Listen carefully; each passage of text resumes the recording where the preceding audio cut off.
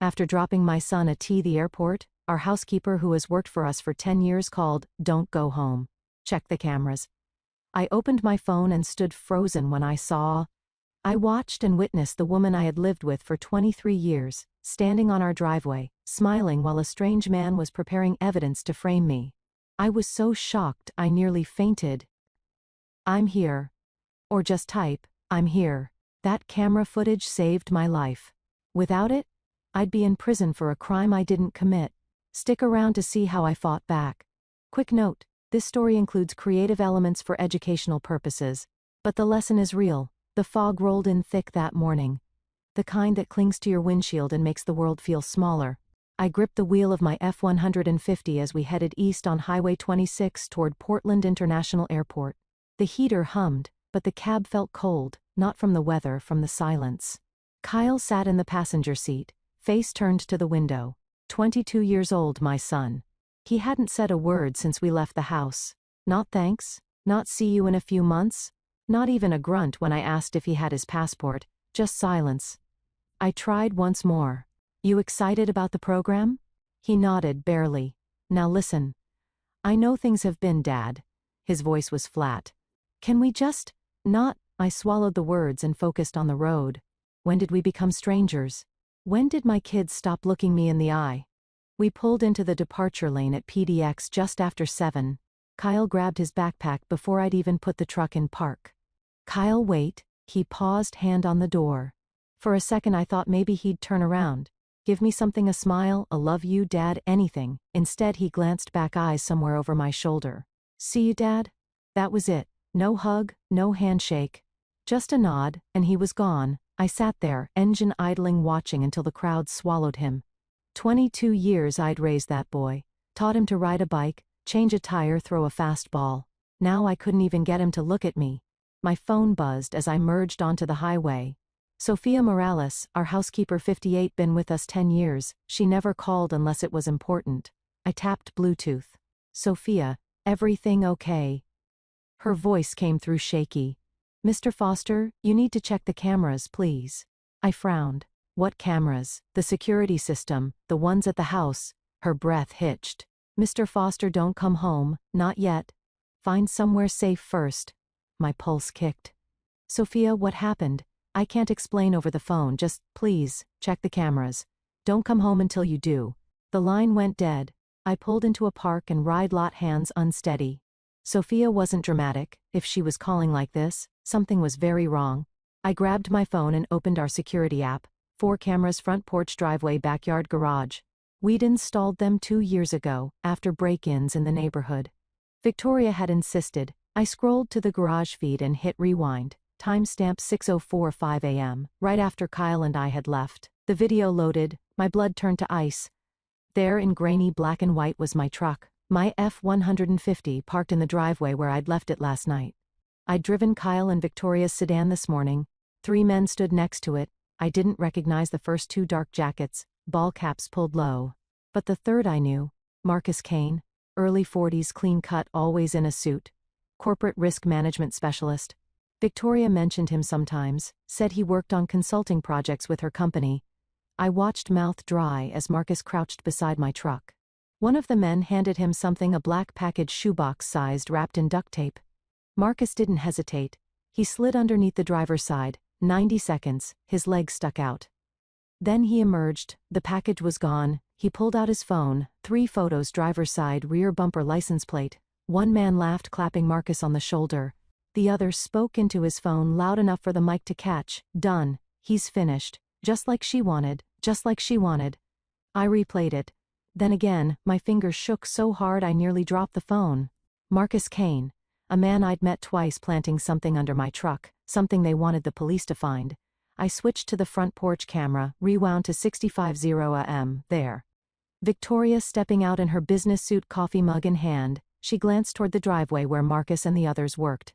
She didn't look surprised, didn't call out, she smiled, a small, satisfied smile. Then she went back inside. I don't know how long I sat there, 10 minutes, 20. The fog pressed in and I couldn't breathe. My wife, Victoria, 23 years of marriage, the mother of my son, the woman I'd built a life with, a home with. She'd just set me up. I didn't know what was in that package. Drugs maybe, a tracker, something illegal that would get me arrested the second I drove that truck? And Marcus had taken pictures, evidence, proof it was my vehicle. And Kyle, God, Kyle? That's why he wouldn't look at me this morning. That's why he'd been so cold. He knew, he had to know. My phone buzzed. Another call. Victoria. I stared at her name, thumb hovering over the green button. For a second I thought about answering, asking her why, screaming, begging, demanding an explanation. But then I remembered the smile. I let it go to voicemail. I sat in the silence, fog thick around me. My hands gripped the steering wheel until my knuckles went white. I thought about the last 23 years, the life we'd built in that house on Skyline Boulevard, the barbecues with neighbors, Kyle's birthday parties, Christmas mornings, all of it a lie. Or had it always been real and something changed? When how did I miss it? My phone buzzed again. A text this time. From a number I didn't recognize. Mr. Foster, this is Sophia. I'm using my daughter's old phone. They're watching your phone. Meet me. I'll explain everything, but please don't go home. She sent an address. A rest stop off Highway 2640 miles east. I stared at the message. Every instinct screamed that I should go to the police, show them the footage, let them handle it, but handle what? A package I hadn't seen opened, a conversation I couldn't prove, my wife smiling in her own driveway. What crime had actually been committed? And if I went to the cops now, what would they find when they searched my truck? Whatever Marcus planted, that's what they'd find. And I'd be the one in handcuffs. Number one, I needed to know what I was dealing with first. I started the engine. The fog was lifting slightly. As I pulled back onto Highway 26 heading east toward the mountains, behind me Portland disappeared into the mist, and for the first time in 23 years of marriage, I understood the truth. My wife had just tried to destroy me, and I had no idea how deep this went. I made a decision in that parking lot. If they wanted me to drive that truck, I needed to know what I'd be driving with. 30 minutes later I was back at PDX long-term parking. Level 3, where my F-150 sat exactly where I'd left it. I'd stopped at a drugstore first. Latex gloves, Ziploc bags, small toolkit. The cashier barely looked up. The garage was quiet, a few scattered cars, nobody around. I pulled the rental Camry into a spot 50 feet away, pulled on the gloves and walked over. My heart hammered as I crouched beside the driver's side and looked underneath. There, behind the front wheel, well held with industrial duct tape, the black package. I peeled it away inch by inch until it came free, heavier than it looked. I slipped it into a Ziploc and walked back to the Camry. Like I was carrying groceries, I drove to the top-level corner where security cameras have blind spots. 25 years as a facilities engineer, I know where they don't look. Then I opened it. 6 bags, white powder, maybe 50 grams each, black Sharpie on every bag for transport. MK, Marcus Kane's initials. I didn't need to taste it. Cocaine or close enough, real or fake, didn't matter. The second cops found this in my truck, I'd be in cuffs. And Marcus had photos proving it was my vehicle. Victoria would play the shocked wife. Kyle would back her up, and I'd be gone. I photographed everything, then sealed it back up and shoved it under the passenger seat. My phone buzzed. Sophia, Mr. Foster, did you find it? Yeah, I found it. She exhaled shakily. I'm so sorry, I should have told you sooner, but I was afraid. Sophia, what's going on? I overheard them. Mrs. Foster and Marcus. 3 days ago, late at night, I was upstairs cleaning. They were in the office talking about you. My stomach dropped. What did they say? They said they needed to move fast. That you were asking questions. Mrs. Foster said once he's arrested we move quickly, sell the house, liquidate everything. And Marcus laughed. He said the cops will find exactly what we need them to find. I closed my eyes. The world tilted. And Kyle first forced the words out. Silence. Then quietly Mrs. Foster asked, what about Kyle? Marcus said the kid's already on our side. He'll testify if we need him to. The kid's already on our side. Kyle's cold shoulder this morning, the way he wouldn't look at me. How long had they been planning this? To Mr. Foster, you can't go home, they're watching for you. Mrs. Foster told Marcus you'd probably come back after dropping Kyle off. Where are you? I left. Told Mrs. Foster I was sick. I met my sisters in Gresham. Smart.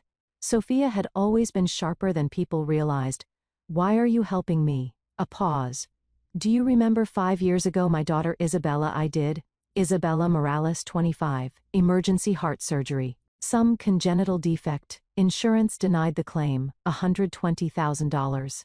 Sophia had been desperate. I'd pulled $50,000 from savings, Told Sophia it was a gift, not a loan. Never mentioned it to died 2 years later.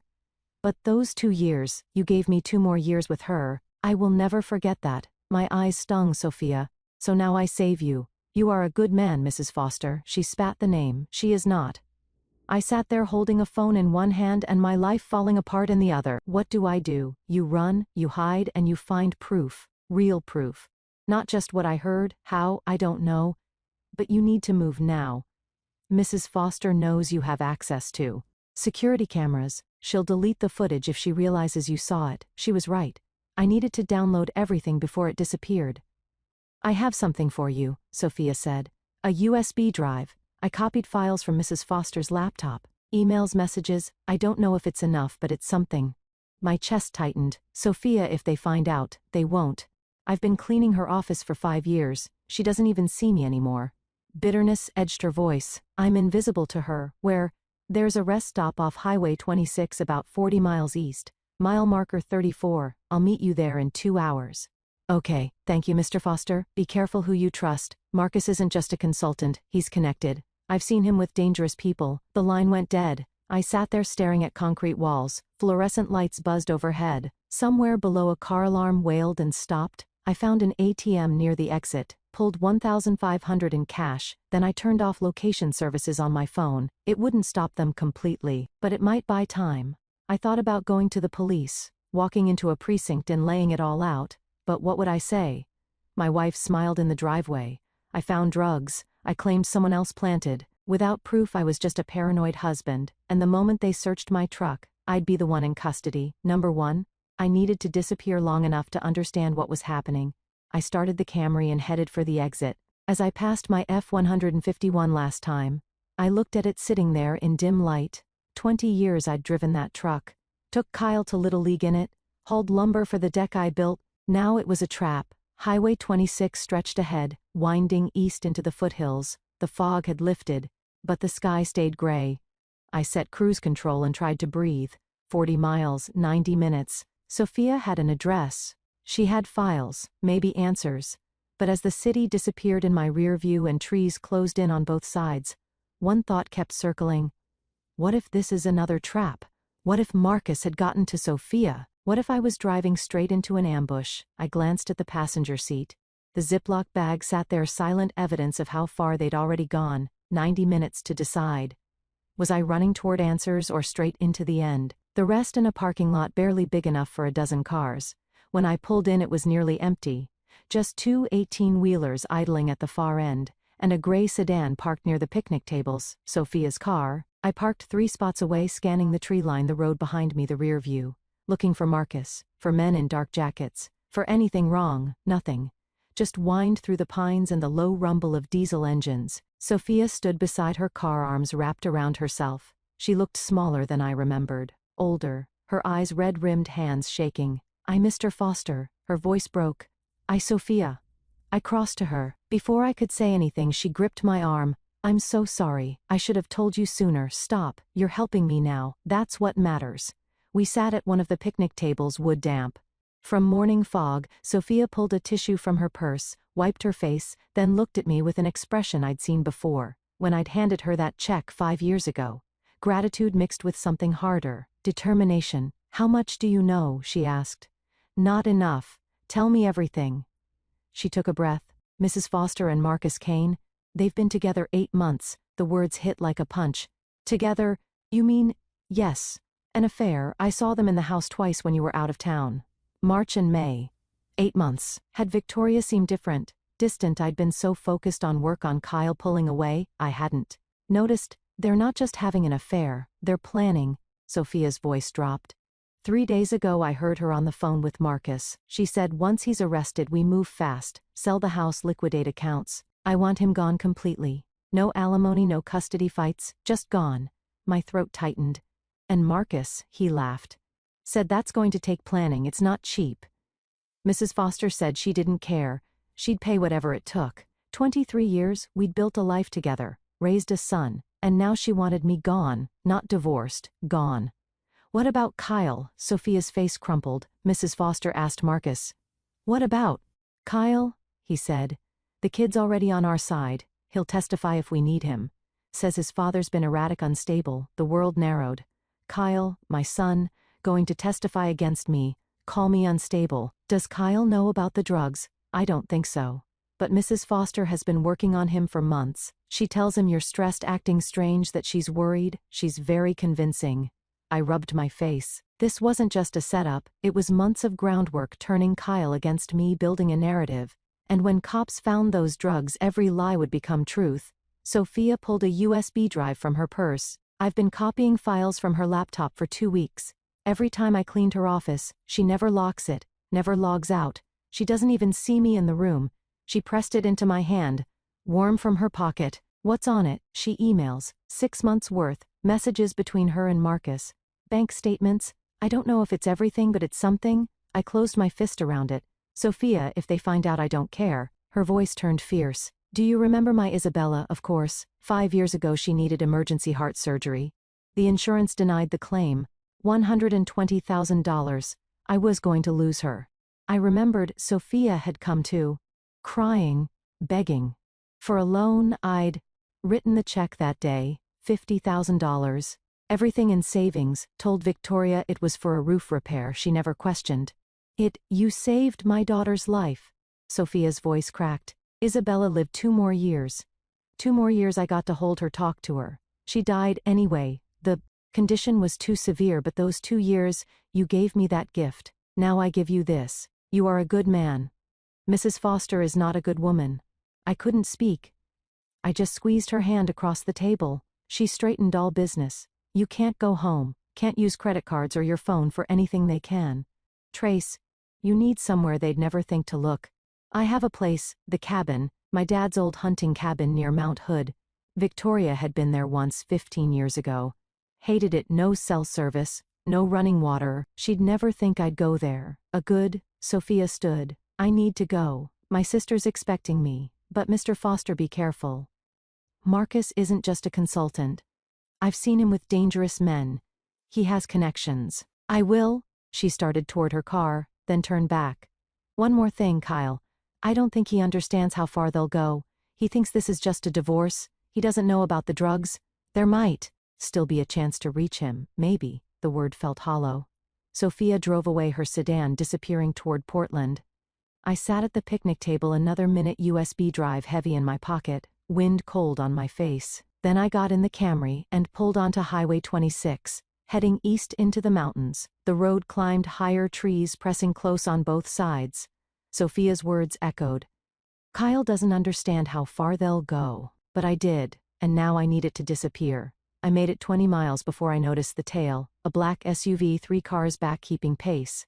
I'd learned to spot surveillance years ago, working facility security. You watch for the vehicle that matches your rhythm, not your speed. This one had been behind me since the rest stop. My hands tightened on the wheel. Had they followed Sophia? Or had I been careless, too focused on the USB to notice? I took the next exit without signaling. The SUV followed. I was 40 miles east of Portland now, deep into logging country, towns, sparse houses, even more so. If they wanted to run me off the road, this was the place. I passed the turnoff to the cabin and kept going. Couldn't lead them there. That was my only safe place left. Ahead, a rusted sign, Old West Side Industrial Complex, 2 miles, abandoned warehouses where a timber company had gone under in the 90s. Buildings still standing, but the place was a ghost town. Perfect. I took the access road, fast gravel spitting under tires. The SUV closed the distance. The complex appeared through trees, 3 massive warehouses, windows broken, parking lots overgrown. I swerved between buildings and slammed the brakes. I grabbed the USB, shoved it in my jacket pocket, and ran. Behind me, tires screeched. Doors opened, footsteps pounding. Mr. Foster, let's talk. I didn't look back. I sprinted for the nearest warehouse, its loading bay door hanging half open, ducked. Inside, the world went dark. The air smelled like rust and decay. Shapes emerged, old machinery, rotting pallets, metal stairs to a catwalk overhead. Footsteps echoed outside. 2 men, maybe 3. He went in here, fan out. I moved deeper, stepping around debris. Every footfall felt too loud. Then I saw it, a grate in the floor, partially hidden under collapsed shelving. Maintenance access. These old facilities always had tunnels underneath for utilities. I hauled the shelving aside. The grate came up with a rusty groan. Below, a ladder descended into darkness. No choice, I climbed down and pulled the grate closed. Just as flashlight beams swept the warehouse floor, the tunnel was narrow, maybe 4 feet high. I crouched using my phone's flashlight. Concrete walls slick with moisture. The smell, mold and stagnant air made my stomach turn. Behind me, muffled voices. Then the scrape of the grate opening. He went down. I clicked off my phone and moved by, feel one hand on the wall. The tunnel branched. I took the left fork, then another left, trying to create distance and confusion. Minutes passed, 10, 20, my knees ached from crouching, my jacket soaked through with condensation. But I didn't hear footsteps anymore. I found another ladder and climbed. The hatch at the top was stuck, but I shouldered it open, emerged in a different warehouse. Smaller windows, shattered afternoon light streaming through holes in the roof. I listened, silence except for wind through broken glass. I checked my phone, 3:47 p.m. I'd been down there 90 minutes. Peering out, I saw the Camry still parked beside the SUV. One man stood near the vehicles talking on a phone. The others nowhere in sight, probably still searching tunnels. I couldn't go back for the car, but the road was a quarter mile through the trees. I slipped out the back and into the woods. The terrain was rough, fallen logs, thick ground, soft from rain. I moved quickly without making noise, angling away from the complex. 20 minutes later, I hit a 2-lane highway, empty.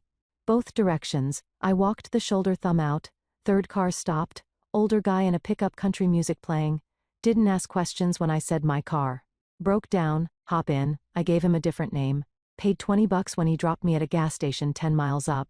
From there I found a payphone, hadn't seen one in years, and called an Uber. Paid cash, gave coordinates 2 miles from the cabin.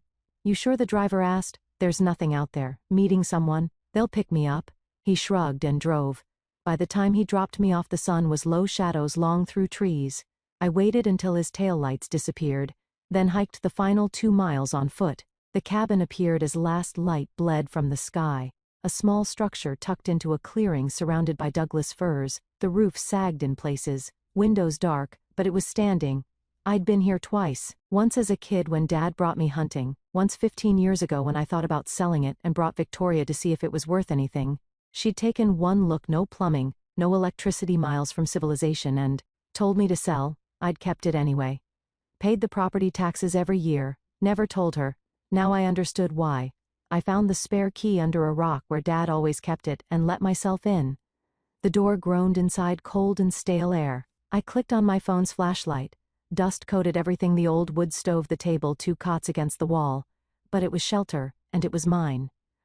I locked the door, shoved a chair under the handle and sank onto one of the cots. For the first time in hours I let myself breathe. My hands were still shaking. My knees throbbed from crawling through those tunnels. I smelled like rust and mold and fear, but I was alive.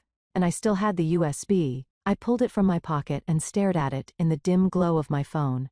6 months of emails. Proof of what Victoria and Marcus were planning. Maybe enough to save myself. Or maybe just enough to get me killed. Outside, the wind moved through the pines. Somewhere in the distance an owl called. I closed my eyes and listened to the silence. The cabin smelled of dust and old wood. For the first time in hours I allowed myself to breathe deeply.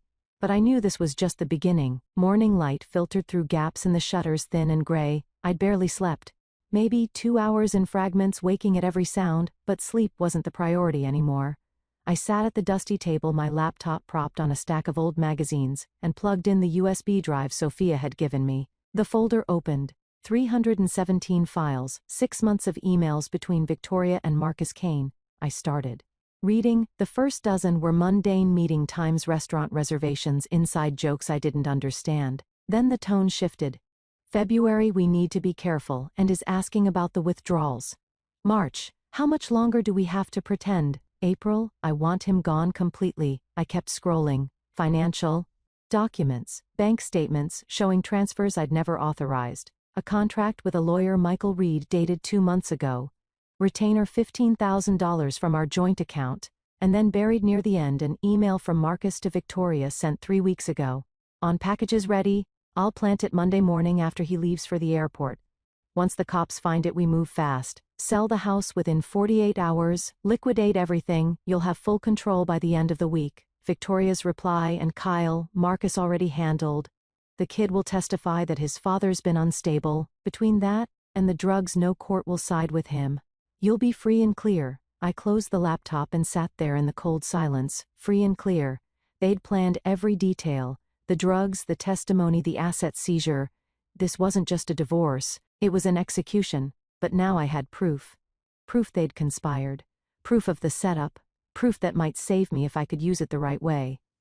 I thought about going to the police, walking into a station with the USB and laying it all out. But what would they do? Investigate Victoria and Marcus? While I sat in a cell number 1, I needed more than emails. I needed them on record. I needed video, audio, something undeniable. I needed to see what they were doing now, and that meant I had to go back. Not physically, not yet. But I could watch. I'd built that house 12 years ago, installed the electrical and security systems myself. I knew every corner, every blind spot, every vulnerability. If I could get cameras inside, I could monitor them remotely, catch them in the act, but I couldn't buy equipment under my own name, couldn't ship anything to the house, and I sure as hell couldn't install it while Victoria was home. I needed help. I grabbed my phone, still off, still untraceable, and pulled up a contact I hadn't called in years. Henry Walker. 3. Doors down, 63, retired. Carpenter, we'd shared beers on his porch a few times, helped each other with yard projects. Good man, quiet but solid. Would he help me now, or would he think I'd lost my mind? Only one way to find out. I walked 3 miles into the nearest town, barely more than a gas station, a diner and a post office, found a cafe with free Wi-Fi, ordered coffee I didn't drink and opened my laptop. I created a new email account, something generic, untraceable. Then I spent an hour researching equipment. I needed cameras small enough to hide wireless, so I didn't have to run cables, cloud storage, so I could access footage remotely. I found a set 4 mini wireless cameras, motion-activated, HD quality, battery-powered. Total cost with overnight shipping, $850. I couldn't use my credit card, but the cafe had an ATM in the corner. I pulled another $1,000 in cash, walked to the post office, bought a prepaid Visa card, and used that to place the order online. Shipping address: Henry Walker, 2142 Skyline Boulevard, Portland, Oregon. Then I used a burner email to send Henry a message through an old carpentry forum we both used years ago. Vague enough not to raise alarms, clear enough that he'd understand. Henry, it's Nathan. I need a favor. A package is coming to your house tomorrow. Don't open it. I'll explain soon. If you're willing to help, leave your porch light on tomorrow night. If not, I understand. Either way, please don't tell Victoria you heard from me. I hit send and closed the laptop. Now I had to wait. Back at the cabin, I spent the afternoon drawing. I pulled out a notebook and sketched the layout of 2156 Skyline Boulevard from memory. Every room, every angle, every sight line. Living room camera behind the picture frame over the couch. Perfect view of the front door and the seating area where Victoria and Marcus would talk. Master bedroom camera tucked into the bookshelf. If they were sleeping together, I'd have proof. Victoria's office camera inside the desk lamp. She did all her financial work there. If she was moving money, I'd see it. Garage camera mounted in the corner near the tool bench. That's where they'd parked when Marcus planted the drugs. If they came back, I'd catch it. 4 cameras, 4 critical points. Enough to build a case. I labeled each location, noted the best installation times, mapped out how I'd get in and out without being seen. The security system I'd installed had a 30-second delay on the garage side door, enough time to slip in. If I knew the code, which I did, I'd set it. The hardest part would be timing. I'd need Victoria and Marcus both out of the house. Maybe when Victoria went to work if Marcus wasn't there, or late at night when they were asleep. Risky, but possible. I stared at the blueprint, every line familiar. I designed that house, framed it, wired it, built the deck where Kyle used to play as a kid. It was mine, and now I was planning to break into it like a stranger. The sun dropped, lower shadows stretching across the cabin floor. I thought about Henry, about whether he'd help or turn me in, about whether I was putting him in danger just by asking. But I didn't have a choice. I couldn't do this alone. I folded the blueprint and tucked it into my jacket. Tomorrow, if Henry's porch light was on, I'd know I had an ally. If not, I'd figure out another way. I looked at the sketch one more time. The house I'd built with my own hands, the life I'd thought was solid. Tomorrow I'd start watching, and I'd see exactly what my wife was planning over the next 2 days. I watched everything, every conversation, every lie, every moment I'd been blind to. Henry's porch light had been on. The night after I sent the message, I'd driven into town and Glassed his house from 2 blocks away with borrowed binoculars, the light glowed warm, he was in, the package arrived the next afternoon. 2 hours after dark Henry left it on his back porch with a note garage side door, code still the same. It was, I'd installed a backup entry during construction, a failsafe Victoria didn't know existed, now it was my way back in. I waited until 1:13 p.m., Victoria's bedroom light had been off for an hour, no cars in the driveway except hers. I parked 4 blocks away and walked through backyards. Henry met me at his fence, handed me the box without a word, just a nod. I mouthed thank you and disappeared. The side door opened silently. 30-second delay. I punched in the code my birthday. The one Victoria never changed and slipped inside. The house smelled the same, coffee and lemon cleaner, but it felt foreign now, like trespassing in someone else's life. 4 cameras, 4 locations. I'd memorized a plan. Living room. I tucked the first camera behind the picture frame over the couch. View of the front door, the seating area. Office inside the base of Victoria's desk lamp angled out. She'd never notice. Bedroom behind books on the top shelf angled toward the bed.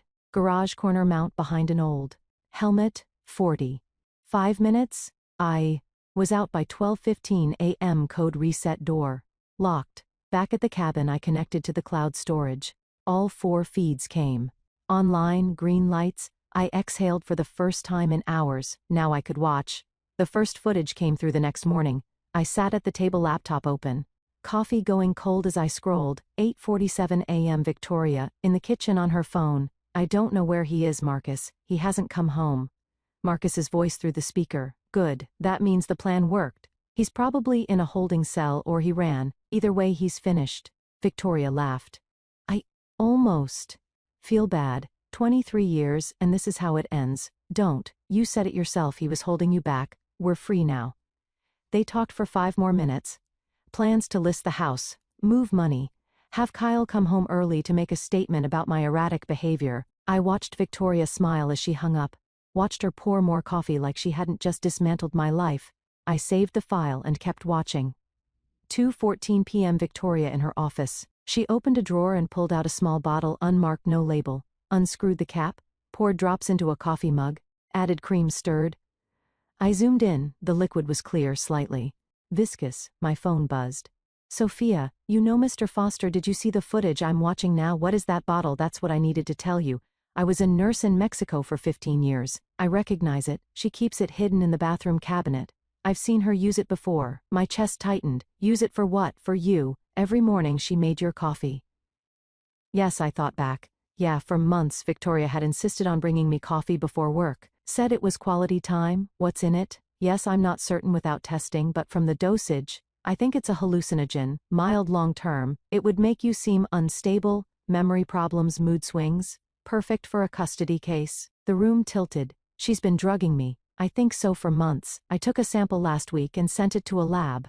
Results should come in a few days. I stared at the screen. At Victoria calmly stirring poison into my coffee. How long? I first noticed the bottle 6 months ago. 6 months, every morning. No wonder I'd felt foggy lately. Forgetful. I'd thought it was stress age. But it was her. Building a case that I was losing my mind. Thank you, Sophia. Be careful. If she realizes, you know, I will. I hung up and kept watching. 6:18 p.m. Victoria in the living room. FaceTime, Kyle's name on the screen. She answered, smiling. Hi, sweetheart. Kyle appeared, tired, stressed. Mom, I've been thinking, are we sure about this? About Dad? Victoria's smile didn't falter. Kyle, we've talked about this. Your father's been unwell for a long time, you just didn't see it, I know, but I don't remember him being that bad. Should that's because he hid it well, but I've been living with it. The mood swings, the paranoia. I'm scared, Kyle. Kyle hesitated. Then slowly over, we can start fresh. You, me and Marcus, a real family. Kyle's face flickered something I couldn't read. Doubt. But then he forced a smile. Yeah, okay. I love you, sweetheart. Love you too, Mom. The screen went dark. I sat there staring at the frozen image of my son's face. 22 years old. The kid I'd taught to ride a bike, throw a curveball, change a tire. And he believed her. I thought about all the moments I'd missed, the times I'd worked late, focused on building the business, providing for the family. I thought I was being a good father, giving them security, stability. But somewhere along the way Victoria had filled the space I left empty. She'd rewritten the narrative. made herself the victim and me the villain, and Kyle away at school only hearing her side. He didn't stand a chance. I remembered something from years ago. Kyle was maybe 10, we were in the garage working on his bike. He'd asked me, "Dad, how do you know who to trust?" I'd told him, "You trust the people who show up, the ones who keep their promises." I'd shown up for 18 years, every game, every recital, every parent-teacher conference I could make. But these last few years I'd been stretched thin, working double shifts to keep the business afloat after the recession, missing dinners, missing calls, and Victoria had been there whispering in his ear, "Your father's changing, your father's unstable, your father doesn't care." She'd played the long game, and she'd won. I closed the laptop and sat in the darkness of the cabin. The wind moved through the pines outside. Somewhere distant an owl called. My hands were shaking again. I'd lost my wife, lost my home, and now watching that footage I understood the cruelest truth. I'd lost my son long before any of this started. The question wasn't when I'd lost him. The question was, could I ever get him back? A memory hit me. Kyle at 10, racing his bike down Skyline Boulevard, laughing so hard he could barely keep his hands on the handlebars. I was staring at the laptop, but seeing the footage anymore. I was seeing that kid, sun-bleached hair, scraped knees, gapped tooth grin, fearless, believed his old man could fix anything. When had that changed? Kyle at 10 sitting in the garage while I taught him to true a bent rim. He'd crashed, jumping a homemade ramp, thought he was evil. And evil, the wheel looked toast, but those big eyes got me. "Can't you fix it, Dad? You can fix anything." So I did. 2 hours with a spoke wrench showing him tension and alignment. He asked 100 questions. When we finished he hugged me so tight I could barely breathe. "Thanks, Dad, you're the best." Kyle at 14. Hands covered in grease learning to change a tire on the F-150. He'd complained at first, wanted to play video games, but by the end he was grinning proud. We got Dairy Queen after. He told me about a girl at school, asked if she'd notice him if he got better at skateboarding. I told him she'd be crazy not to. Kyle at 18 graduation day, cap and gown, diploma in hand. I stood and cheered louder than any parent there. Victoria told me to sit down, embarrassed, but Kyle grinned, rolled his eyes. "You're such a dad." Then he hugged me, quick and tight, the way 18-year-old boys do when they still love their fathers but won't admit it. "Thanks for everything, Dad, I mean it." Those memories felt like knives now, because that kid, the one who'd trusted me, looked up to me, was gone, replaced by the young man who wouldn't meet my eyes at the airport, who walked away without a hug, who was about to testify I was unstable. I opened the laptop again. I needed to understand how Victoria had done it. I scrolled back, found footage from 2 weeks ago, 7:32 p.m. Victoria in her office, phone to ear, FaceTime, Kyle's face on screen. "Mom, I don't know, this feels wrong." Victoria's voice was soft, soothing. "Kyle, I know this is hard, but your father, he's not the man you remember." "What do you mean he's been changing?" The mood swings, the anger. "Last week he yelled at me for moving money. It scared me." I paused. That was a lie. I'd asked about withdrawals calmly, quietly, never yelled. But Kyle didn't know that. He was 800 miles away, hearing only her side. I hit play. Kyle frowned. "Dad yelled at you." "He did." "And Kyle," her voice dropped, "I think he might be having a breakdown. I'm worried about what he might do. Do you think he'd hurt you?" "I don't know, I hope not, but I can't take that chance." Kyle's face tightened. "Mom, if you're not safe, but that's why I need you to trust me. If this goes to court, I need you to be honest about what you've seen." "But I haven't seen." "You've seen him withdraw, pull away, obsess over work. That's not normal. That's a man losing control." Kyle looked uncertain, but slowly he nodded. "Okay. If you really think I do, I love you, sweetheart." The call ended. I sat there sick. She was good, every word carefully chosen. She'd painted me as a threat without ever saying I'd hurt her. Let Kyle fill in the blanks himself. And he had. I kept scrolling, found another clip from a week ago. Victoria and Marcus in the living room late at night. Marcus was pacing. "What about Kyle? Does he know about the setup?" Victoria shook her head. "God, no. Kyle would never agree to that. He still thinks his father hung the moon. Then why is he going along with the testimony? Because he thinks this is just a divorce. A bad one but normal. He doesn't know about the drugs. He doesn't know we're taking everything." Victoria sipped wine. "And he won't. The less Kyle knows, the easier this is. What if Nathan contacts him?" "He won't. Nathan's too proud. He'll think Kyle chose me and he'll walk away." She smiled. "That's who he is. Martyr complex." I closed the laptop. Kyle didn't know. Didn't know about the drugs in my truck, didn't know about the hidden money, didn't know Marcus had orchestrated everything. He thought this was a normal divorce. Thought his mother was scared and his father was falling apart. And that made it worse. Because Kyle wasn't a villain, he was a victim. Victoria had weaponized his love. Used his distance, his time away at school to rewrite everything. And Kyle, trusting his mother the way kids do, had believed every word. I thought about the airport. The way he wouldn't look at me. The coldness. He hadn't been angry. He'd been sad. Maybe guilty. He thought he was protecting his mom from a man who was unraveling. I walked to the cabin window. The trees were dark against fading light. Somewhere out there my son was sitting in a dorm room believing a lie that was tearing us apart, but he didn't know it was a lie. Which meant maybe there was still a chance. If I could reach him, show him the truth before Victoria poisoned him further, prove I wasn't the monster she'd made me out to be. I looked back at the laptop, at the evidence I'd been gathering. This wasn't just about saving myself anymore. It was about saving my son. I pulled out my phone and stared at Kyle's contact. My thumb hovered over the call button, but I didn't. It not yet calling now, desperate and on the run, would only confirm everything Victoria said, that I was unstable, out of control. Number one, I needed more proof so undeniable that even Victoria's lies couldn't stand against it. Then I'd bring my son home. I set the phone down and opened the laptop again. Kyle didn't know the truth, but he would, and maybe, just maybe, that meant I could still reach him. The answer came 3 days into my surveillance. One email changed everything I thought I knew. I'd been sorting through the USB Sophia gave me, building timelines from Victoria and Marcus's correspondence then. I found a subfolder I'd missed: MKKF correspondence. 83 emails, Marcus Kane and Kyle Foster. The first was dated 3 months ago, April 2nd, from Marcus Kane. Subject: checking in. Kyle, your mom mentioned you've been stressed. College is tough. If you need someone to talk to, someone outside the family drama, I'm here, no judgment. Marcus? I stared at the screen. Marcus had positioned himself as Kyle's ally. April 12th, Kyle's reply. Thanks. Yeah, things have been rough. I made some mistakes. Gotten over my head with something I can't talk about. I'm trying to handle it on my own.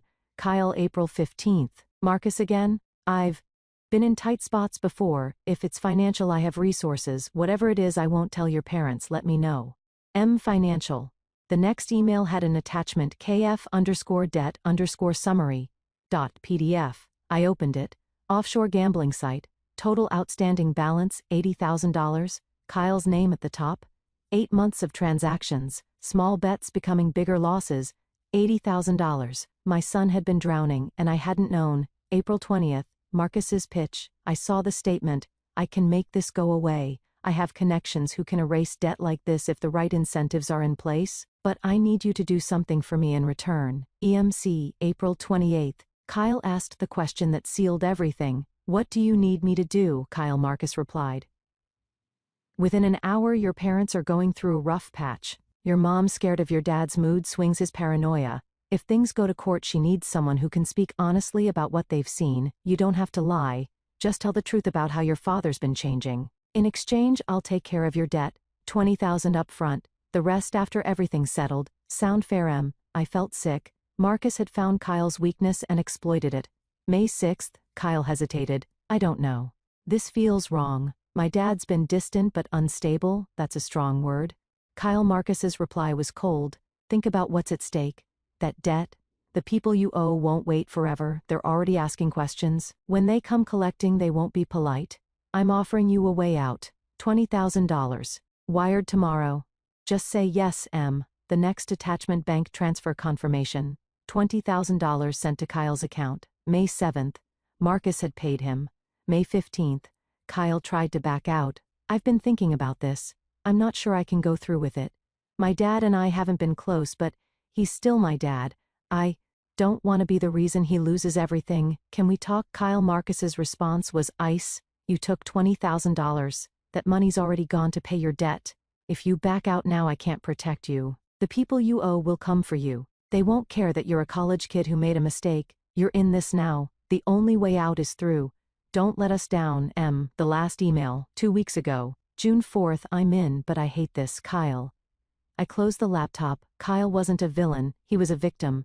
A 22-year-old who'd made bad choices, gotten desperate, and been manipulated by someone who knew exactly how to weaponize shame and fear. Marcus had paid Kyle just enough to make him complicit, then threatened him into compliance, and Kyle, believing he was protecting his mother from a man who was falling apart, had agreed, because he didn't know the truth, didn't know about the drugs in my truck, didn't know about the affair, didn't know this was all a conspiracy to destroy me. He thought this was just a messy divorce. He had no idea he was helping them commit fraud. I thought about calling him right now, telling him everything, but he'd think I was paranoid.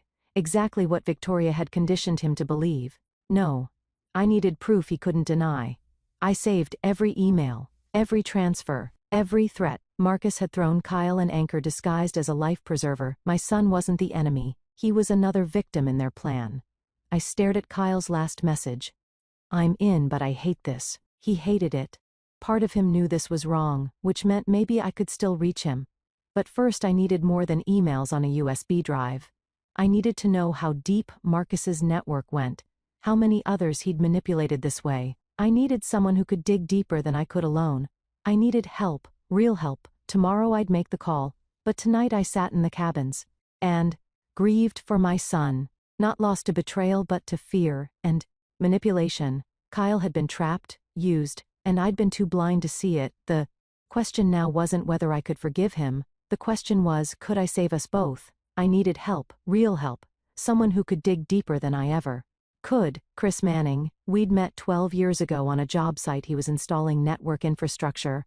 I was wiring the building. We'd stayed in touch. He'd helped me set up the security system at the house. Freelance IT specialist. 35, sharp as hell, the kind of guy who asked questions only when he needed to. I walked 3 miles into town, found the cafe with Wi-Fi, created a new email account, and sent Chris a message.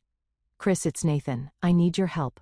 Can't explain over email. Call this number if you're willing to talk. I included the burner number and hit send. 20 minutes later the phone buzzed. Nathan, Chris's voice was cautious. Where the hell are you? Victoria called me last week asking if I'd heard from you. My chest tightened. What did you tell her? Nothing, said I hadn't talked to you in months. A pause. What's going on? Should I need you to access my wife's email and financial accounts? Silence. Then Jesus, Nathan, that's not gray, that's illegal, I know, but she's been setting me up, planted drugs in my truck, been drugging me, planning to take everything. I have some proof, but I need more. Send me what you have. If you're telling the truth, I'll help. I emailed him footage clips, email screenshots, the photo of the drug package with Marcus's initials. 10 minutes later, Chris called back. Holy shit, this is real. Yeah, okay, I'm in. What do you need? Everything. Her emails, bank records, texts. Anything that shows what she and Marcus Kane have been planning. Give me 24 hours, Chris. If they find out, they won't. I know how to stay invisible. The next 24 hours crawled. I watched camera feeds, took notes, couldn't sleep. My mind spun through scenarios. What if Chris got caught? What if Victoria realized someone was accessing her accounts? But at 8:47 p.m. the next night, my phone buzzed. I'm sending you a file now, encrypted, password is your dad's birthday. The file downloaded over 2 gigabytes. Inside folders, hundreds of them. Victoria Marcus emails, financial records, text messages, legal documents. I started with the emails, over 500 messages spanning 6 months, 4 months ago. Victoria to Marcus. I want him gone completely, no alimony, no custody. Fights, just gone. Marcus, that's going to take planning and it's not cheap. Victoria, I don't care, I'll pay whatever it takes. 3 months ago, Marcus sent a detailed plan, drug setup, financial manipulation. Kyle's testimony, timeline for asset liquidation. Victoria's response, perfect, when do we start? 2 months ago, Marcus to Victoria, I've made contact with Kyle, the kid's in deep with gambling debts, I can use that. Victoria, how much? Marcus, 80 grand, I'll pay off 20, tell him I'll cover the rest after the divorce. Victoria, you're sure he won't tell Nathan? Marcus, the kid's too ashamed. And I've made sure he thinks Nathan would never forgive him. They'd been planning this together, using Kyle like a chess piece. I opened the financial records next, transfers I'd never authorized. $47,500 moved from our joint account to Victoria's private account. 3 weeks ago, another $20,000 to Marcus's account 2 months ago, the same money he gifted Kyle. She'd used my money to buy my son's cooperation, legal documents, a contract with Michael Reed, $15,000 retainer, dated 2 months ago. From our joint account, notes, prepared defamation case, established pattern of erratic behavior. Testimony from spouse and son should be sufficient for emergency custody and asset freeze. Then I saw it, buried in another folder, a psychiatric evaluation form, partially filled out, my name at the top, patient Nathan Foster. Preliminary diagnosis, paranoid personality disorder with depressive episodes, recommendation mandatory psychiatric hold for evaluation, not signed yet, but Victoria had been preparing it, not just divorced, not just broke, locked up. I closed the laptop and sat in darkness. They'd planned everything, the drugs to make me seem unstable, the money transfers, Kyle's testimony, the psychiatric hold to strip away any credibility I had left. If they'd succeeded, I'd be in a cell right now, jail or psych ward. While Victoria liquidated everything and disappeared with Marcus. I scrolled to the most recent emails. 2 days ago. Marcus to Victoria. Still no sign of him, he's either arrested or gone underground. Victoria, I'm getting nervous. What if he has evidence? Marcus, he doesn't. And even if he did, who'd believe him? Paranoid husband, drugs in his truck, family testifying against him. He's finished. I stared at that line, he's finished. I started copying files. Every email, every bank statement, every piece of evidence. Then I called Chris back. Did you get everything? It's worse than I thought. No, his voice was grim. Nathan, you need to take this to the police tonight. Not yet. I need one more thing. What? Access to Marcus Kane's communications. If he's as connected as I think, there's more. Chris was quiet. That's harder. He's more careful than Victoria. But I'll try. Thank you, Nathan. Be careful. These people aren't playing games. Neither am I. I hung up and looked at the screen, at the evidence stacking up, at the conspiracy laid bare. They'd wanted me gone, erased, destroyed, but I was still here. And now I had everything I needed to bury them. The next batch of emails was the hardest to read, not because of what they said about me, because of what they revealed about my son. 48 hours after my last call with Chris, he delivered another encrypted file, 700 megabytes, 3 folders, Marcus Kyle emails, Marcus Victoria planning docs, Marcus financial records. I opened the first folder, 83 messages spanning 3 months. A slow methodical grooming. April 2nd, the first contact. From Marcus Kane, subject just checking in. Kyle, your mom mentioned you've been stressed. College is tough. If you need someone to talk to outside all the family stuff, I'm here. No judgment. Marcus innocent. Planting a seed. 10 days later, Kyle bit. From Kyle Foster, subject. Readjust, checking in. Thanks. Things are rough. Made some bad calls. Got in over my head. Trying to fix it myself. Kyle. Marcus waited 2 days before replying. Long enough for Kyle to stew. Short enough to seem concerned. From Marcus Kane, subject. I've been there. We've all screwed up. The difference between drowning and surviving. Knowing when to ask for help. If it's money, I know people. Just say the word. Kyle didn't respond for 4 days. Then he cracked. From Kyle Foster, subject. No, subject. It's bad. Really bad. Marcus pounced within an hour. From Marcus Kane, subject. How bad? Send me the details. Whatever it is, it's fixable. Aim him. Kyle attached the gambling debt summary. $80,000. April 20th. Marcus shifted from friend to savior. From Marcus Kane, subject. I can make this disappear. Kyle, 80 grand is serious but not insurmountable. I have connections, people who can erase this kind of debt. If the situation is handled correctly, I make this problem vanish. Completely. In exchange, you help your mom through a difficult situation. Interested, M. Kyle's response 2 days later was cautious. From Kyle Foster, subject. What kind of help? What does help my mom mean? Kyle. Marcus's reply was a masterclass in manipulation. From Marcus Kane, subject. Just honesty. Your mom's going through hell. Your dad's mood swings, his paranoia, she's scared. If things escalate legally, she'll need someone to corroborate what's happening. You don't have to lie. Just tell the truth about what you've observed, how he's been pulling away, acting erratic. For that, I pay off $20,000 now. The remaining 60% after your mom's situation is resolved. Fair, M. April 28th. Kyle agreed. From Kyle Foster, subject. Readjust, honesty. Okay, but I'm only saying what I've actually seen. I'm not making anything up. Kyle. Marcus confirmed the transfer the same day. $20,000. Then came the attachments. May 3rd, Marcus sent 3 files, mugshots, criminal records, a news article about a loan shark beating in.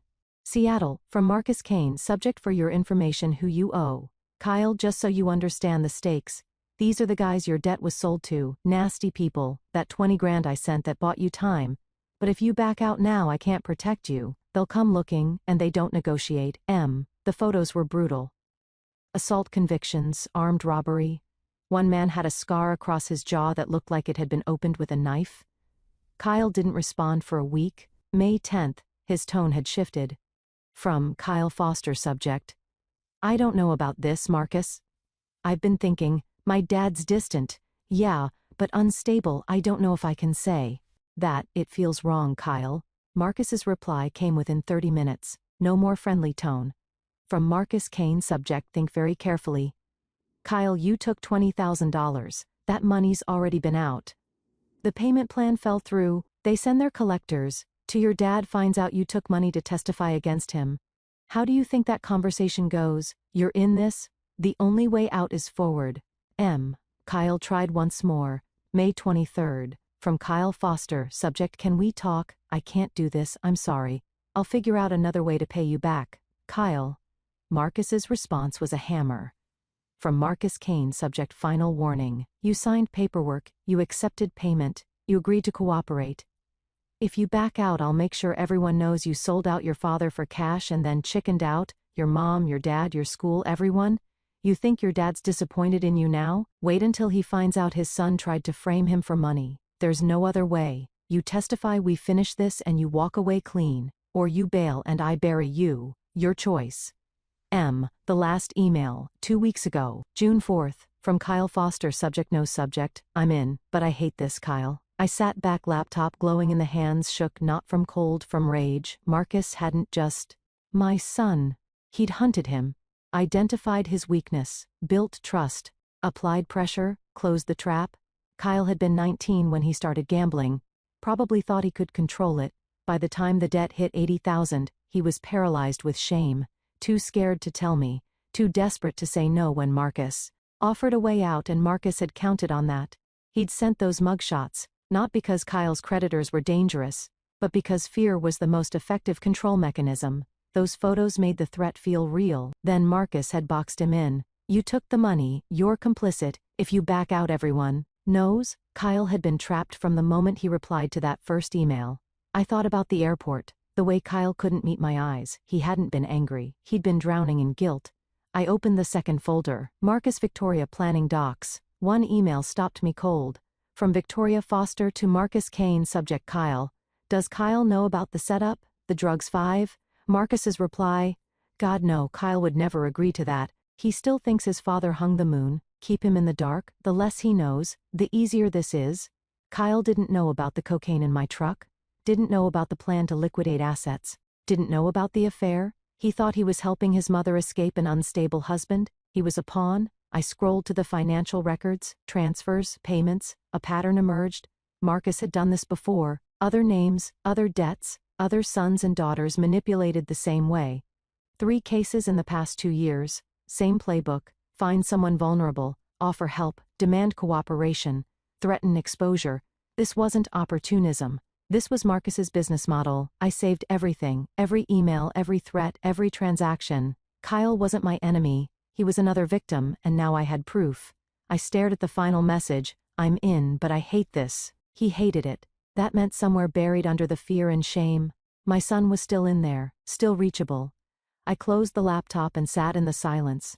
Marcus had taken everything from me, my wife, my home, my son's trust. Tomorrow I'd figure out how to take it all back, but tonight I let the rage settle into something sharper, something focused. Marcus Kane had built a career destroying families. Now I was going to destroy him. By day 7 the story went viral, not because I wanted it to, because the truth has a way of other ideas. Day 7 morning, my phone buzzed. A text from Sophia's sister's number. Mr. Foster, I posted something. I hope you don't mind, people need to know. I opened Facebook on my laptop.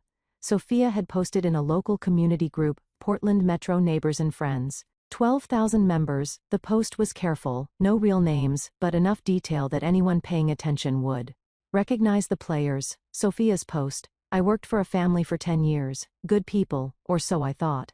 The wife is having an affair with a consultant. Together they framed the husband, planted drugs in his truck, drugged his coffee for months, manipulated their son into testifying against him. They planned to steal everything and have him committed to a psych ward. I have proof, emails, bank transfers, video footage. This man is innocent, and he's running for his life because no one will believe him. She'd attached a single screenshot, an email from Victoria to Marcus, date visible, subject line. Once he's arrested, we move fast. Within 6 hours the post had 523 shares. Comments poured in. Who is this? Someone needs to call the police. This is insane. If this is real, that woman belongs in prison. I think I know who this is. If it's the family I'm thinking of, the husband is a good man, I've met him. Then 2 hours later a comment that made my chest tighten. Henry Walker. I know exactly who this is, and I'm standing with him. Henry, my neighbor, the man who'd helped me without asking questions, now publicly declaring his support. Replies flooded his comment. The Henry, is this the guy 3 doors down from you, the one with the blue F-150 schmone? I always liked that guy, quiet but solid. The story was out. Not the whole truth yet, but enough to make people pay attention. That afternoon Chris called. Meet Nathan, I did something, don't be mad. What did you do? I built a blog. Anonymous. Posted the evidence. Emails, footage, bank records. Everything we have. It's called A Father's Fight. My stomach dropped.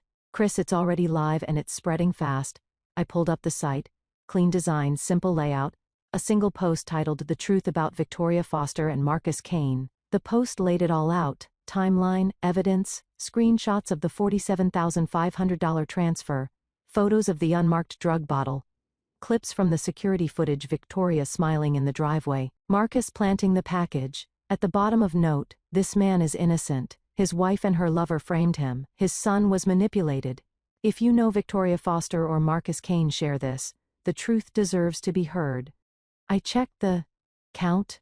3,800 views, 412 comments. Most were supportive. This is horrifying. I hope this man gets justice.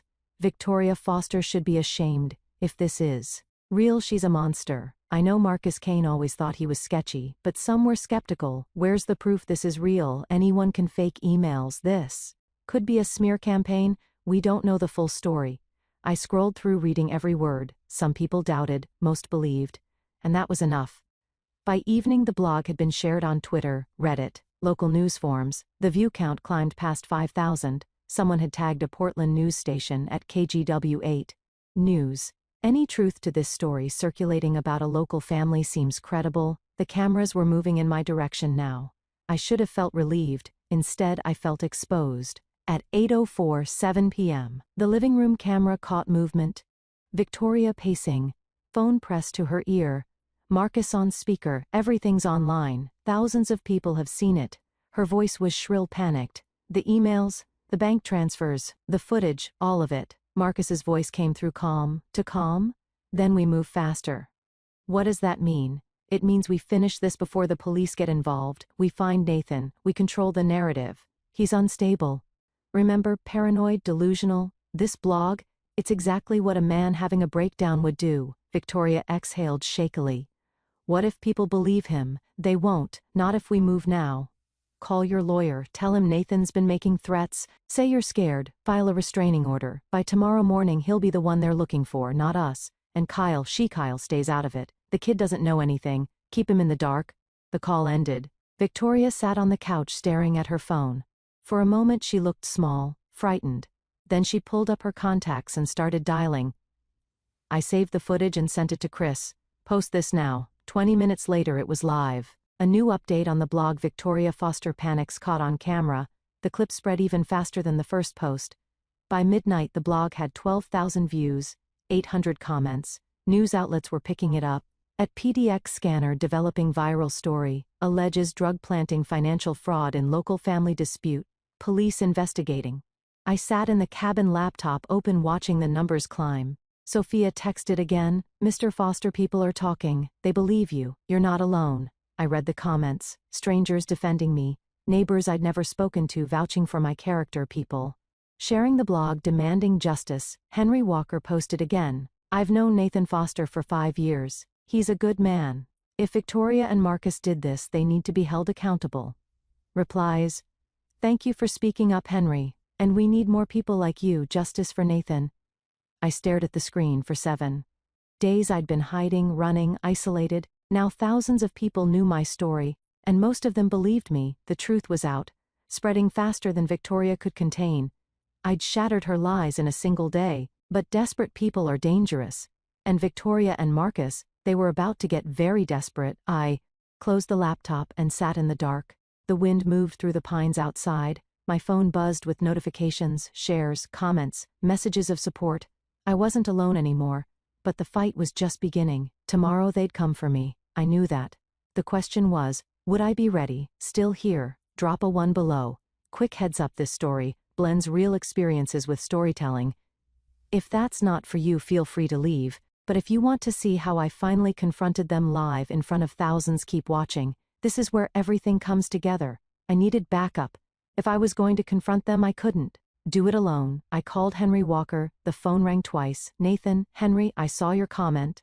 I read the blog, all of it. His voice was steady. What do you need? I need help. Real help, if you're willing. I'm in, tell me where you are. I gave him directions. He didn't hesitate. I'll be there tomorrow morning. Early. Henry? Nathan. I've known you 5 years. You've never asked me for anything. Now you're asking. That's enough. The line went dead. I sat in the dark, phone in hand. For the first time in days, I felt something close to hope. Morning came cold and gray. I was nursing instant coffee when tires crunched gravel. Henry's pickup rolled into the clearing. He climbed out, 63 lean work boots caked in mud. Toolbox in one hand, paper bag in the other. Brought sandwiches. Figured you weren't eating much. I took the bag, turkey and Swiss. My throat tightened. Thanks. Henry set the toolbox down. What's the plan? I showed him everything. The footage, the emails, the financial records. He watched in silence. When the last clip finished, Victoria and Marcus plotting, he sat back. That woman's a snake. I need more. I need them confessing on camera. Something law enforcement can't ignore. Henry nodded. More cameras. 3 more small, good audio where pulled out the blueprint. Kitchen, where she makes calls. Master bathroom, she keeps a burner phone in there. Garage, Marcus uses the side door. Henry studied the sketch. When this afternoon, 4 p.m. Victoria has yoga. 2 hours. Marcus won't show until after dark. You're sure? I've been watching their patterns all week. Henry stood. Then we need equipment. We drove 40 minutes to a retailer outside Gresham. Bought 3 mini cameras, high-def motion activated. $850 cash. The cashier barely looked up. By 3:30 p.m., we were 4 blocks from Skyline Boulevard. At 3:05 p.m., Victoria's sedan pulled out. I watched her turn downtown. I texted Henry. Now we met at the side gate. I punched the code, still my birthday, and we slipped inside. The house smelled like coffee and lemon cleaner. It felt like enemy territory now. Henry moved fast. No wasted motion. Kitchen. I tucked the camera inside the microwave vent, angled toward the counter. Master bathroom. Henry installed the second behind the decorative mirror. Perfect view of the vanity. Garage. I mounted the third in the rafters behind a paint can. View of the side door and workbench. 18 minutes in and out. Back at the cabin, I connected all 7 feeds. Green lights. Henry leaned over my shoulder. Now we. Wait. 7:14 p.m. Victoria's car pulled in. I watched her walk inside, drop her gym bag, check her phone. Then she dialed. Kitchen camera caught everything. Marcus, we need to meet tonight. Marcus's voice through speaker. What's wrong? The blog police called today. They're asking questions. They want bank records. What did you tell them? Did I told them Nathan's been threatening me, that he's unstable? I filed a restraining order this afternoon. Good, that buys us time. Time for what the whole city's seen, that blog. Then we finish this. Tonight, I'll be there at 9. Victoria poured wine, her hands shook. I saved the clip. 9:03 p.m. Garage camera picked up movement. Marcus, black jacket, ball cap. He slipped through the side door. Victoria met him in the kitchen. All 7 cameras watching. Did anyone see you? No. Parked 2 blocks over. What do we do? Marcus leaned against the counter. We stick to the plan. The package is still in his truck. PDX level 3. Cops find it. We give an anonymous tip. Nathan gets arrested. This goes away. Victoria shook her head. But the blog makes him look desperate, paranoid, exactly what we've been saying. His own evidence works against him. And Kyle. Kyle testifies. Just like we planned, the kid's in. Too deep to back out, Victoria looked down. I didn't think it would get this complicated. Marcus smiled. It's only complicated if we panic, stay calm, follow through. And in 2 weeks, this is over. You'll have the house, the accounts, Nathan in a cell. What about the cameras, the footage? Bates, our lawyer, says. Nathan doctored the videos. Deep fake, no court will accept it. Victoria nodded slowly. Okay. Marcus pulled her close, kissed her forehead. Trust me, I've done this before. I froze. Victoria pulled back. What do you mean? Marcus shrugged. I've helped people clean up messy situations. This isn't my first rodeo. How many times does it matter? Victoria stared, doubt flickered across her face, then she looked away. No, I guess not. They talked another 30 minutes. Details, timeline, contingencies. Every word recorded. At 11:06 p.m., Marcus left. Victoria locked the door and poured more wine. I sat back, Henry beside me. They just confessed, he said quietly. Yeah, 7 cameras, 2 hours of footage, every crime laid bare. Victoria admitting false restraining order. Marcus confirming drugs planted. Both discussing framing me, manipulating Kyle, covering tracks. It was over. I had everything. Henry looked at me. You calling the police? Not yet. And then what? I pulled out my phone, scrolled to Kyle's contact. My thumb hovered. I need to call my son first. Henry nodded. He deserves to know. I stared at Kyle's name. 22 years old, 800 miles away, believing his father was dangerous. I hit dial once, twice. Kyle answered. Dad, his voice uncertain, guarded, cracked something inside me. Kyle, I need you to listen. I need you to hear the whole truth. Silence. And then I need you to come home. The message came through on day 9, 5:17 p.m. from Kyle, foster dad. Can we meet? I need to explain everything, please. I stared at the screen, my hand shook. Kyle, my son, reaching out. I called immediately. He picked up on the first ring. Dad. His voice cracked. I hadn't heard him sound like that since he was 12. Kyle, where are you? Portland. I flew in this morning. I'm at a hotel near PDX. Mom doesn't know I'm here. My chest tightened. Why did you come back? Silence. Then quietly, because I saw the blog. I closed my eyes. Dad, I need to tell you everything. In person. Can we meet? Anywhere you want. I need you to hear my side. I thought about the cabin. Isolated, safe, but also 2 hours from the city. There's a diner off Highway 26. Mile marker 42. Sunrise Cafe. Can you be there in an hour? I'll be there. Kyle. Dad, I'm so sorry. The line went dead. I grabbed my jacket. Henry looked up. From the laptop, what's happening? Kyle's here in Portland. He wants to meet. Henry stood. You want me to come? I shook my head. This is something I need to do alone. He nodded. Be careful. I drove fast, 40 minutes on dark mountain roads. The diner appeared through the trees. Neon sign flickering, half the parking lot empty. Kyle's rental car sat near the entrance, Oregon plates, engines still ticking. I parked beside it and walked inside. He was in a back booth, hood up, head down. When he saw me, he stood, then froze. For a moment we just stared at each other. Then I crossed the room and pulled him into a hug. He broke, collapsed against me, sobbed into my shoulder the way he used to when he was little. I'm sorry, Dad. I'm so sorry. I held him tight. It's okay. I know. I know everything. We sat. The waitress brought coffee. Neither of us touched it. Kyle wiped his face, looked at me. You saw the emails. All of them? He flinched. Then you know what I did. I know what Marcus did. I know how he manipulated you. Kyle shook his head. I should have seen it. I should have told you about the debt. Why didn't you? He stared at his hands. Because I was ashamed. Because I thought you'd be disappointed. You always had everything together. Good job. Strong. I didn't want you to know I'd screwed up that bad. Kyle, you're 22. Everyone screws up. Not like this. His voice broke again. $80,000.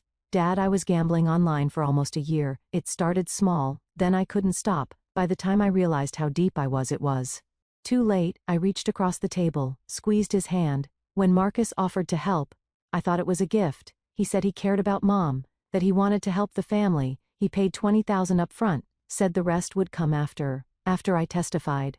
What did he tell you to say? Kyle looked up. That you'd been acting erratic, mood swings, paranoia. He said Mom was scared. that she needed support in court. And you believed him. Yeah, because Mom backed it up. She called me every week, told me you were changing, that she was worried about you, that she needed me to be honest if it came to a divorce. I thought about the footage, Victoria on FaceTime manipulating Kyle with every word. Did you know about the drugs? Kyle's head snapped up. What drugs? The Marcus planted cocaine in my truck, 6 bags, 50 grams. Each. They were going to frame me. Kyle went pale. No, God no. I didn't know anything about that. Did you know about the affair? He stared. What affair? Your mother and Marcus. They've been together 8 months. Kyle looked like I'd punched him. No, that's not possible. I pulled out my phone, showed him the footage. Victoria and Marcus in the kitchen, kissing, planning, laughing about how I'd be finished. Kyle watched, his face drained of color. When the clip ended, he set the phone down. She lied to me. Yeah, about everything. Yeah, he put his head in his hands. I thought I was helping her, protecting her. I thought you were the problem. Marcus made sure you thought that. Kyle looked up. Tears streamed down his face. Dad, I'm so sorry. I didn't know. I swear I didn't know. I know you didn't.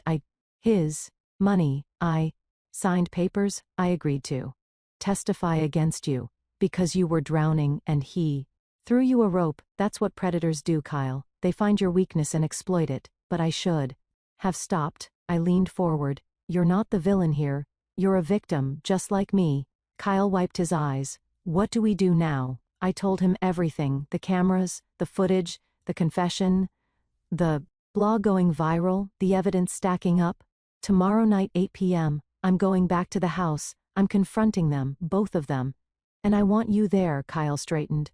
What do you need me to do? Tell the truth. On camera, about what Marcus did, how he manipulated you, how he paid you to testify? Will that help? It'll destroy their case?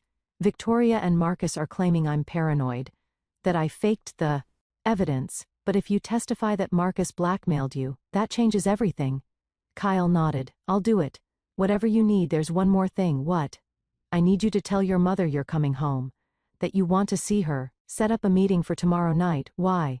Because if she thinks you're still on her side, she won't see it coming. Kyle hesitated. Then he pulled out his phone, typed a message. To Mom. Hey, I'm flying back tomorrow. Can we meet at the house 8 p.m.? I need to talk to you about everything. Love you. Victoria's reply came within minutes from Mom.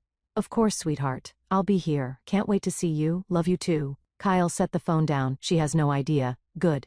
We sat in silence for a moment. Then Kyle looked at me. Dad, I know I messed up, but I want to fix this. I want to. Make it right. You already are. He shook his head. No, I mean really fix it. I'll testify against them. I'll go to the police. I'll tell them everything Marcus did. Kyle, I'm in debt to a gambling site. I took money under false pretenses. I'm probably going to get in trouble, but I don't care.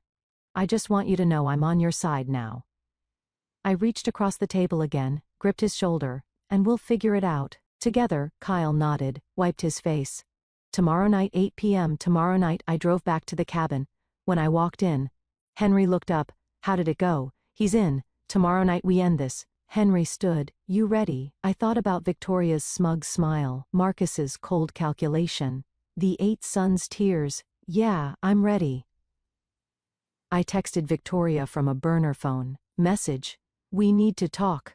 Tomorrow, 8 p.m. at the house. Her reply came fast. From Victoria. Fine, but I'm bringing my lawyer. I smiled. Reply. Bring whoever you want. This ends tomorrow. I set the phone down. Henry handed me a beer. What's the play? To Kyle arrives first. Acts like he's there to support Victoria. Then I show up. Cameras rolling. We confront them with everything. Marcus, Victoria, all of it. On record. And if they run, they won't. Victoria thinks she's in control. Marcus thinks he's untouchable. They'll stay. They'll try to talk their way out. And that's when you bury them. That's when we bury them. Henry raised his beer. To tomorrow. I clinked bottles with him. To tomorrow. I looked out the cabin window. The trees were dark against the sky.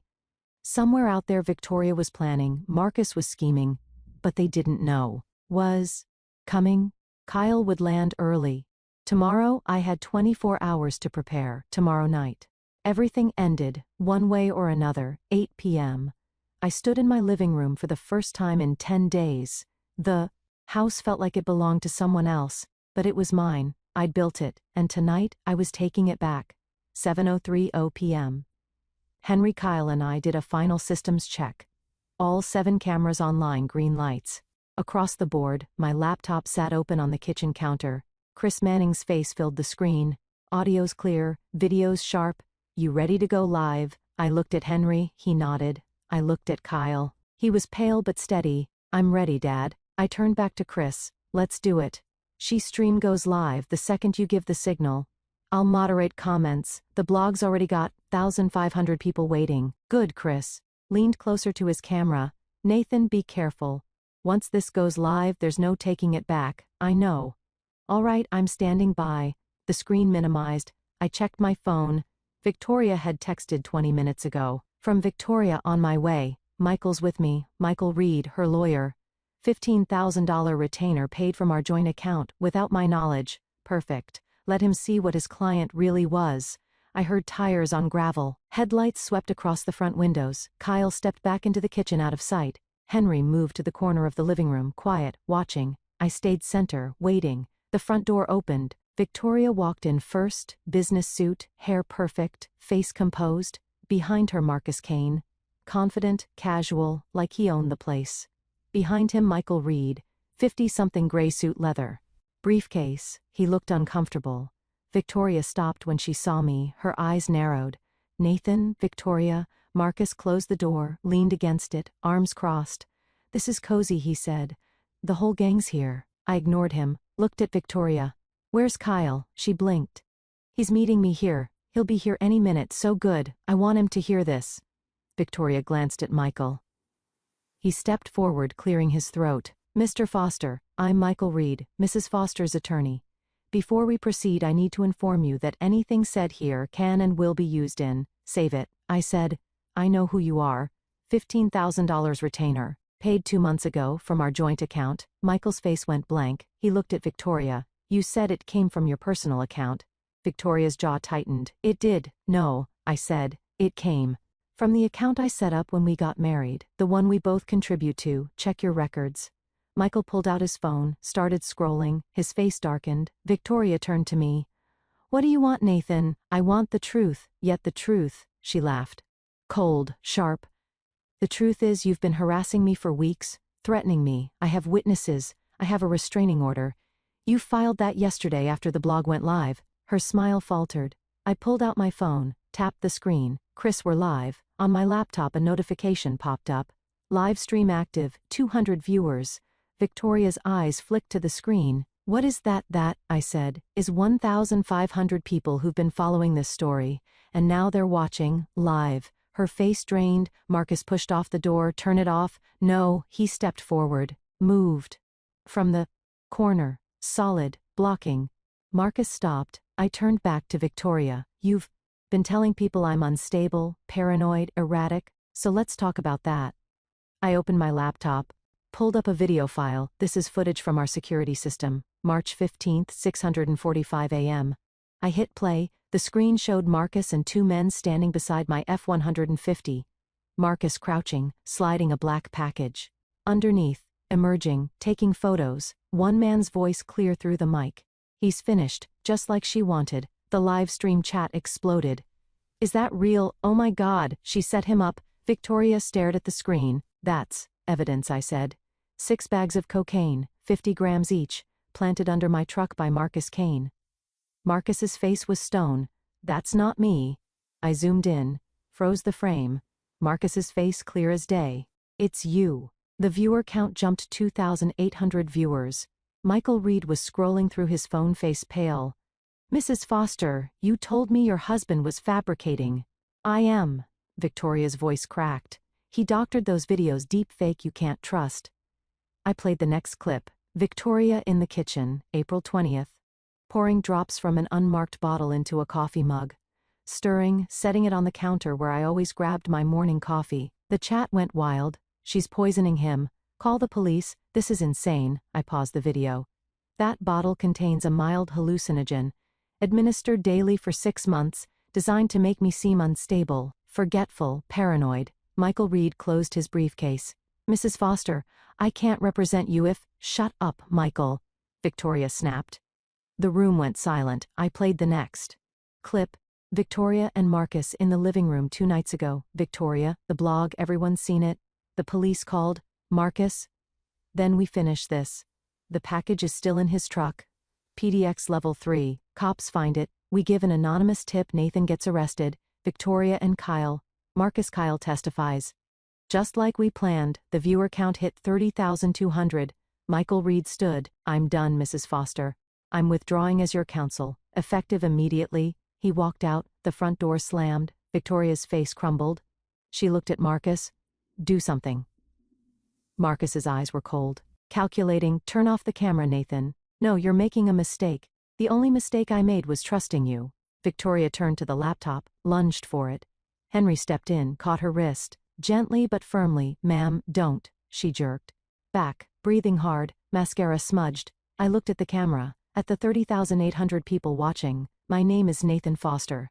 For the past 10 days I've been in hiding. My wife Victoria Foster and her lover Marcus Kane planted drugs in my truck, drugged my coffee for months, manipulated my son into testifying against me. They planned to have me arrested, committed, and stripped of everything I own. I turned back to them. Quote, and now the whole world knows. Victoria's hands shook. Marcus stood silent, watching, waiting. I turned toward the kitchen. Now Kyle, come out here. The room went dead silent. Victoria's eyes went wide, horror spreading across her face. Kyle stepped through the doorway. Kyle stepped into the room. Victoria's face went white. Marcus froze. So Kyle, Victoria's voice broke. What are you doing here? Looked at her, then at Marcus, then at me. I'm here to hear the truth, Mom. Victoria took a step toward him. Sweetheart, I can explain. Stop. Kyle held up a hand. Just stop. I turned back to my laptop, pulled up the folder Chris had sent me. Marcus. Kyle emails. Shah Amalai. Kyle didn't know about the drugs. I said, he didn't know about the affair. He didn't know you were planning to have me committed. Victoria's eyes darted to Marcus. Kyle, don't listen to him. Your father's. My father showed me everything. Kyle's voice was steady, hard. The emails, the bank transfers, the threats. I played the first message. Marcus's email to Kyle, April 2nd. If you need someone to talk to outside all the family stuff, I'm here. Then the next, April 20th, I can make this disappear. In exchange, you help your mom through a difficult situation. Then May 3rd, the mugshots, the criminal records, the threats. Kyle turned to Marcus. You told me you'd help me. You said you cared. Marcus's face was stone. I did help you, kid. I paid $20,000. You used me. You blackmailed me into testifying against my own father. I gave you a way out. You gave me a trap. Kyle's voice cracked. You made me think my dad was dangerous, that I was protecting my mom. You lied to me. Marcus shrugged. You believed what you wanted to believe. Kyle lunged. Henry stepped between them, caught Kyle by the shoulders. Easy. Henry said quietly, not worth it. Kyle's chest heaved. Tears streamed down his face. Victoria reached for him. Kyle, sweetheart, please, and don't touch me. Kyle jerked away. You lied to me for months. You told me Dad was losing it, that he was dangerous, that I needed to protect you. I was protecting you. From what? From the man who raised me, who taught me how to ride a bike, who paid for my college. Kyle's voice rose. Or were you protecting yourself? Victoria's face crumpled. You don't understand. No, I understand perfectly. Kyle turned to the laptop, to the camera, to the 4,200 people watching. My name is Kyle Foster. I'm 22 years old, and my mother and Marcus Kane manipulated me into testifying against my father. The chat exploded. Kyle's telling the truth. Brave kid. This is insane. Kyle took a breath. 3 months ago I got into debt. Gambling, $80,000. I was ashamed. I didn't know what to do. Marcus Kane offered to help. He paid $20,000 up front. Said he'd pay the rest if I testified that my dad was unstable. He looked at Marcus. I thought I was helping my mom. I didn't know about the drugs. I didn't know about the poison. I didn't know they were having an affair. Victoria gasped. Kyle was trying to destroy my father, frame him, steal everything he'd worked for. His voice broke. I didn't know, but I should have. I should have trusted my dad, and I didn't, and I'm sorry. He turned to me. Dad, I'm so sorry. I crossed the room, pulled him into a hug. He collapsed against me, sobbing. I know, I whispered. I know, son. Victoria stepped forward, mascara running, hands shaking. Kyle, you have to understand. I did this for us, For you and me. Your father, Kyle pulled back, looked at her. My father what? He was holding us back, we could have had more, been more. But he was always so content, so small. Kyle stared. Dad built this house with his own hands, he put me through school, he saved Sophia's daughter's life, he's the best man I know. Victoria's face twisted. He's weak. No, Mom. Kyle's voice was ice. You're weak. You couldn't ask for a divorce like a normal person. You had to destroy him. I didn't. Yes, you did. Kyle shouted. You drugged him. You planted drugs in his truck. You tried to have him locked up. Victoria looked at Marcus. Say something. Marcus said nothing. Just watched, cold. Victoria turned. Back to Kyle. Desperation. In her eyes. Kyle, please. I'm your mother. You have to. Believe me. I did this for us. You did this for yourself. Victoria's knees buckled. She sank onto the couch, buried her face in her hands. The live stream chat scrolled faster than I could read. Injustice for Nathan. Victoria belongs in jail. Kyle is a hero. The viewer count hit 4,600. Then I heard it. Sirens. Henry looked at me. They're here. I nodded. Henry had called them an hour ago, told them everything, sent them links to the blog, the footage, the evidence. Detective Rachel Brooks walked in first. Mid 40 seconds, sharp eyes badge clipped to her belt. Behind her, Officer Stephen Clark, younger, uniform pressed. Brooks looked around the room, at me, at Kyle, at Victoria on the couch, at Marcus by the door. The Nathan Foster. That's me, my time detective, Brooks, Portland PD. We've been reviewing the materials you provided, the blog, the video footage, the financial records. She turned to Victoria and Marcus. Victoria Foster, Marcus Kane, you're both under arrest. Victoria's head snapped up. What conspiracy to commit fraud, filing a false police report, attempted poisoning, drug possession with intent to frame. Brooks pulled out handcuffs. Stand up, Mrs. Foster. No, this is... Victoria looked at me. Nathan, tell them this is fake. I said nothing. Brooks cuffed her, read her rights. Victoria's voice rose to a scream. You can't do this. I'm the victim here. Officer Clark moved toward Marcus, hands behind your back. Marcus didn't move, just looked at me. You think you've won? I have. You've made enemies, Nathan. People who don't forget. Clark grabbed his arm, twisted. Marcus winced, hands behind his back. Cuffs clicked. Save it for your lawyer, Clark said. They led them out, Victoria still screaming, Marcus silent, at the door. Victoria turned, looked at me one last time, hate in her eyes. You'll regret this. I swear to God you'll regret this. I met her stare. I already do. I regret the last 23 years. The door closed. Sirens faded. The house went quiet. Kyle stood beside me, face wet, breathing hard. On the laptop, the live stream chat was chaos. 5,000 viewers now. Comments flying. Chris's face popped up on screen. Nathan, you still there? Yeah, you did it. You actually did it. I looked at the camera, at the 5,000 people watching. Thank you, all of you, for believing me, for sharing the truth, for standing with me when I had nowhere else to turn. I closed the laptop. Kyle turned to me, tears streaming. Dad, I'm so sorry. I didn't know they were this bad. I pulled him close, held him tight. I know, son, I know. Henry stepped forward, put a hand on my shoulder, didn't say anything, didn't need to. I looked around the living room, my house, the one I'd built, the one they'd tried to take. It was mine again. But the cost. God, the cost. I looked at Kyle. 22 years old, broken, lost. But here, still here, we'd lost so much. But maybe, just maybe, we could rebuild, together. 2 weeks later, I spent 6 hours at the police station giving my full statement. Detective Brooks sat across from me, recorder running, taking notes. We've reviewed all the footage, the blog, the live stream, the financial records, and Sophia Morales testified about the poisoning. The lab confirmed the substance mild hallucinogen cumulative effects, designed to mimic paranoid disorder over time. I nodded. I'd known, but hearing it confirmed made it real. Styla Tifa.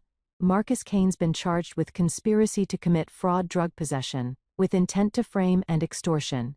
Victoria Foster's been charged with conspiracy, filing false reports, attempted poisoning, and financial fraud.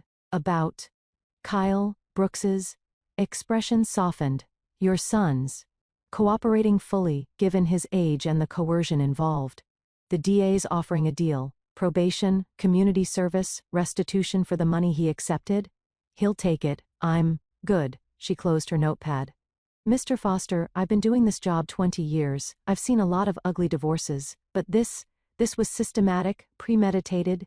You're lucky you got out, I know. You're also lucky you had people who believed you. I thought about Sophia, Henry, Chris, Kyle in the end. Yeah, I am. 1 month later the trial began. I sat in the courtroom beside Kyle and Sophia. Henry was 3 rows back. Chris had flown in from Seattle. The prosecutor laid it out. Evidence, testimony, footage, the unmarked bottle, the planted drugs, the emails between Victoria and Marcus, the 83 messages manipulating Kyle. Marcus sat stone-faced. Victoria cried. Her lawyer argued coercion, mental distress, misunderstanding. The jury deliberated 4 hours, guilty, on all counts. Sentencing came a week later.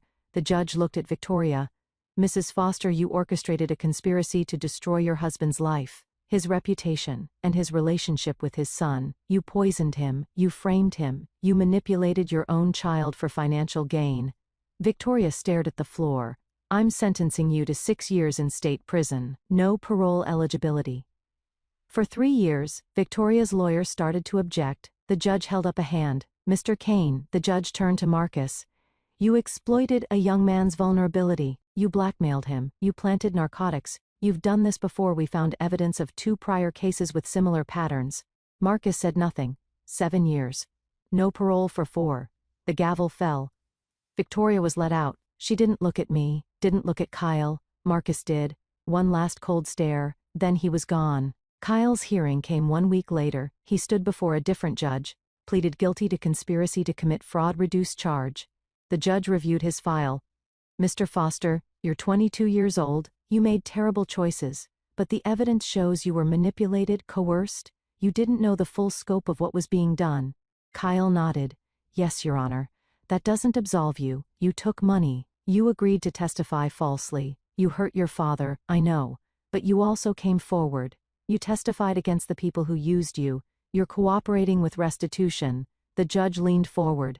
2 years probation, 200 hours community service. You'll repay the remaining $60,000 over the next 5 years. Monthly installments, miss a payment, you go to jail. Understood? Yes, Your Honor. You're getting a second chance. Mr. Foster, don't waste it. I won't. I stood behind Kyle as the judge dismissed the case. Put my hand on his shoulder. We'll face this together. Kyle nodded, eyes wet. Thanks, Dad. 6 weeks later the divorce was finalized.